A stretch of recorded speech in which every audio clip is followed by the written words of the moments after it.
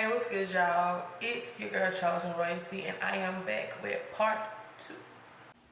So, continuing on from where I left off from part 1. My upbringing was not peaches and cream. It was not easy at all for me, y'all. It was not easy being me.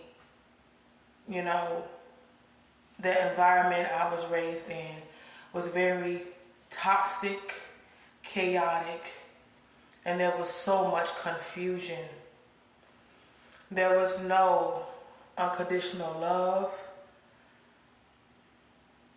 There was nothing. I came from a family that is very narcissistic, and they only love with conditions. See, they knew that my heart was big and very genuine, that I was full of love and light. So they took my love for granted, and they used my love for them against me. I was everyone's emotional dumping bag. I was every single person. I'm talking about older cousins, aunties, like everybody. Everybody emotional dumping ground. Nobody ever truly loved me for me. They only loved me because they benefited from me. Y'all, friendships and relationships were the same thing. People only mirrored my energy back to me to hide who they were. I was always giving, always loving. I always gave a listening ear to them when they were, going through their problems, their situation, their circumstances. And I gave them sound advice.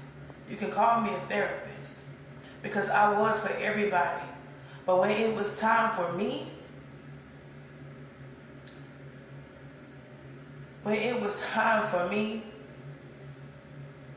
to want to talk to somebody about the things that I was going through, the things that I was facing, there was nobody there. Nobody was there. And if I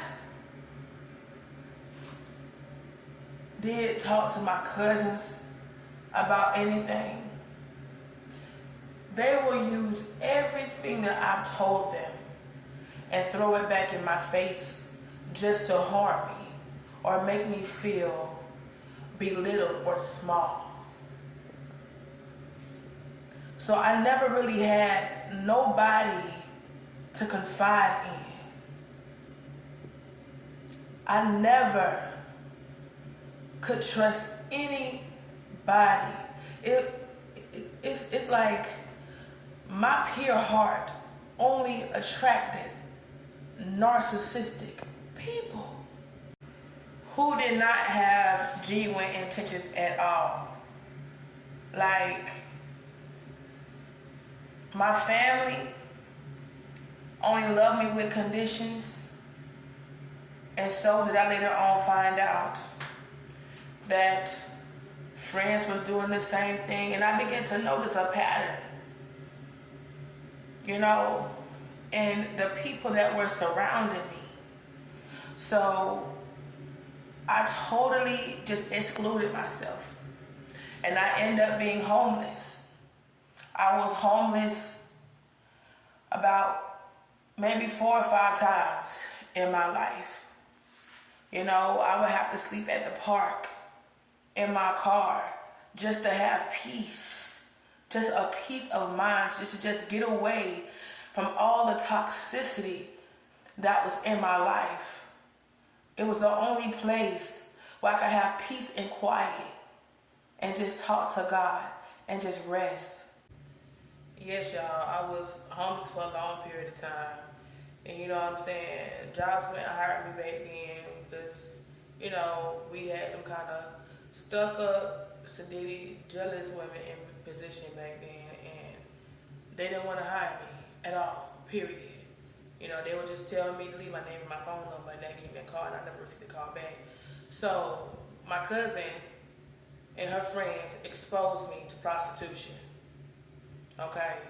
So I got very deep, y'all, into these streets out here. Just to be able to survive, to eat, to have shelter over my head. Like, it was so traumatic, but God watched over me. Even though I was living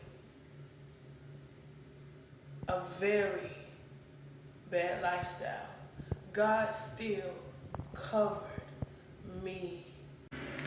Yes, y'all, I had to do the most to survive. Like, things got so bad for me, it did. And I had relatives who had their own homes and had rooms available in their homes, but they didn't want me to live with them because my spirit irritated their demons. They hated because I started to catch on to who they were, you know? And you know, demons don't like light. They like to stay hidden in the dark. So I was out here struggling from place to place, from hotel to hotel, back and forth, even, you know, after a period of time, I did end up staying with them, but it was always just the same old drama, the same old chaos, the same old confusion, and, you know, them throwing me out their house. You know, I would be homeless all over again, nowhere to go. You know, them calling me out of my name, trying to belittle me, and just just so much confusion, y'all.